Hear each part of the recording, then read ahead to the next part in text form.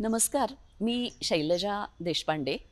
Pune river रिव्हायवल हे एक umbrella जवळ-जवळ 60च्या वर संस्था एकत्र येऊन अ, साधारण 2 वर्षापूर्वी निर्माण झाली आणि आमचं मुख्य कामच हे आहे, की नदी पुनरुज्जीवनावर लोकांमध्ये जाणीव आणि जागृती निर्माण करणं.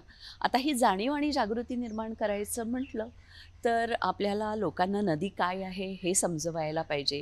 नदी काठचं आसपासची जैवविविधता म्हणजे काय आहे, हे पण आपल्याला सांगायला पाहिजे. हे करताना माझ्या असं लक्षात आलं, एक नुकताच जाहिरात पट पुणे मनपाच्या तर्फे सगळीकडे व्हायरल होतोय.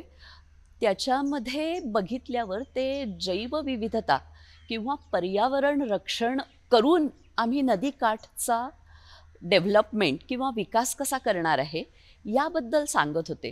तर आता मला फक्त थोडंसं आपल्याला वस्तुस्थिती सांगायची आहे, की जेव्हा ट्री अथॉरिटीला एक परमिशन दिली जाते, की किती झाडं तोडायची आहेत, नदीकाठची किती झाडं तोडली जाणार आहेत, किती झाडं रिप्लांट केली जाणार आहेत, याचा एक अहवाल तयार केला जातो आणि तो अहवाल तज्ज्ञ समितीकडून चेक केला जातो. ह्याच्यामध्ये ज्या ठिकाणी आत्ता काम झालेलं आहे आणि ज्या ठिकाणची जाहिरात माझ्या नजरेत आली, तिथल्या एका छोट्याशा स्ट्रेचमधले जर आकडे, ते आकडेच मी तुम्हाला सांगते, की तिथे तज्ज्ञ समितीने असं सांगितलं, की एकूण 1279 झाडं त्या छोट्याशा भागामधली बाधित होणार आहेत. त्यातली 886 झाडं पूर्णपणे काढून टाकण्यात येणार आहेत.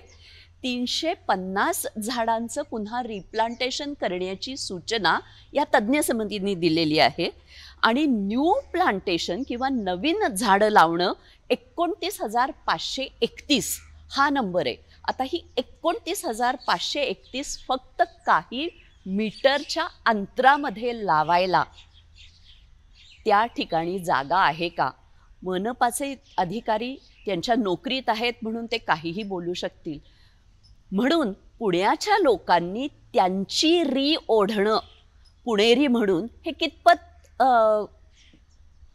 योग्य ठरेल याचा विचार करा. माझ्या मागे आता मी पण नदीकाठावरच उभी आहे. ही झाडं पण काही महिन्यामध्ये तोडली जातील, कारण अधिकाऱ्यांच्या म्हणण्याप्रमाणे हा प्रकल्प तर होणारच आहे. मग आता पुणेकर म्हणून मी जे म्हणती आहे, तो माझ्या मागच्या बाजूचा जो नदीकाठ आहे, या नदीकाठावर ह्या अधिकारी जे म्हणतायत, की इथे 64% नदी आहे. बरोबर आहे, नदी आहे आणि इथे 19% ग्रीन एम्बँकमेंट होणार आहेत. आता ही नदीची जागा आहे. ह्या नदीच्या जागेमध्येच निर्माण झालेली, निसर्गाने निर्माण केलेली झाडं आहेत, ज्या झाडांचा अधिवास वेगवेगळे पक्षी, प्राणी, कीटक, अपृष्ठवंशीय वेगवेगळ्या प्रकारचे फौना आपण म्हणूया त्याला, हे त्याचा उपयोग करतात. त्याच्यामध्ये त्या झाडांचा फक्त उपयोग नसतो, त्या झाडांवर चढलेल्या वेलींचा उपयोग असतो, त्या झाडाखाली असलेल्या झुडपांचा उपयोग असतो, त्या झुडपांच्या अवतीभोवती असलेल्या गवतांचा पण तितकाच उपयोग असतो. आता जेव्हा आपण फक्त झाडं लावतो म्हणतो, त्यावेळी ही जी विविधता किंवा ही जैवविविधता आपण कृत्रिमरित्या केलेल्या बागेमध्ये कशी निर्माण करणार आहोत, जी नैसर्गिकरित्या गेले कित्येक वर्ष नदी करत आलेली आहे आणि नुसती झाडं प्लांटेशन करून भागत नसतं. या झाडं जी आहेत, जी निसर्गनिर्मित झाडं आहेत, त्याचं रिजनरेशन म्हणजे त्याची रोपं पुन्हा पुन्हा तयार होत असतात.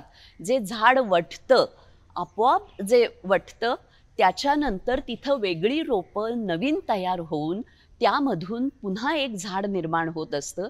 ही जी नैसर्गिक प्रक्रिया आहे, त्या प्रक्रियेलाच आपण बाद घालतोय, कारण आपण नदीचं आणि मातीचं एकमेकाशी नातं तोडतो आहे. 64% जी नदी आहे, त्यातली 40% नदी हे बांध घालण्यामध्ये जाणार आहेत. ही वस्तुस्थिती पुणेकरांना माहीत आहे का? किंवा ही जी ओढणारे लोक आहेत, त्यांनी ही वस्तुस्थिती पुणेकरांना सांगितली आहे का? हा मोठा प्रश्न आहे. आणि मग ही जर वस्तुस्थिती पुणेकरांना माहीत नसेल तर पुणेकरांनी आघारकर रिसर्च इन्स्टिट्यूटमधले तज्ज्ञ, आपल्या जी तरुणाई आहे त्या तरुणाईंनी आपल्याच कॉलेजमधल्या सायन्समधल्या झुऑलॉजी आणि बॉटनीच्या प्रोफेसरांना घेऊन नदीकाठी यावं, बघावं. आज जवळजवळ 300च्या वर जाती या ठिकाणी आहेत वनस्पतींच्या, आणि त्यावर अवलंबून राहणारे 130च्या वर वेगवेगळ्या फौनाच्या किंवा उभयचर आणि जलचरांच्या जाती आहेत, ज्या ह्या झाडी आणि झाडोऱ्यावर अवलंबून आहेत. ही पूर्ण नैसर्गिक अधिवास आणि संस्था, परिसंस्था नष्ट करून तिथे एक प्रकारचं, जसं आपण बिल्डिंगच्या बाहेर एक लँडस्केप तयार करतो, हे लँडस्केप करून जॉगिंग, सायकलिंग आणि वेगवेगळ्या प्रकारच्या सुविधा जे अधिकारी सांगतायत त्यामध्ये सत्यच आहे, कारण त्यांनी ते त्याप्रमाणे आराखडा केलेला आहे. हे करणं, पहिला नैसर्गिक अधिवास नष्ट करून हे नियमानी किंवा काय जे आहे ते प्लॅनिंग करून तयार करणं, हे पुणेकरांना मान्य आहे का? दुसरे सांगतात म्हणून त्यांची री ओढू नका.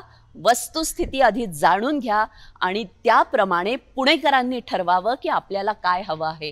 हे माझ्या मागे दिसतंय हे नैसर्गिक वैभव हवं आहे का जॉगिंग, वॉकिंग ट्रॅक आणि टी कॉफीचे स्टॉल जे तुमच्या शहरामध्ये, मॉल्समध्ये ईय प्रमाणात पडीक पडलेले आहेत, जिथे कुणीही जात नाहीये.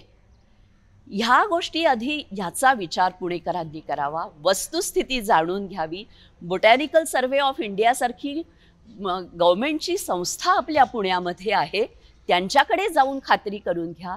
आपले माननीय पंतप्रधान G20मध्ये जे सगळ्या जगाला पर्यावरण रक्षणाचं वचन देत आहेत, ते आपण केवळ 88 किलोमीटरमध्ये हे दिलेलं पर्यावरण रक्षणाचं वचन 88 किलोमीटरमध्ये काही काळामध्ये उद्ध्वस्त करणार आहोत.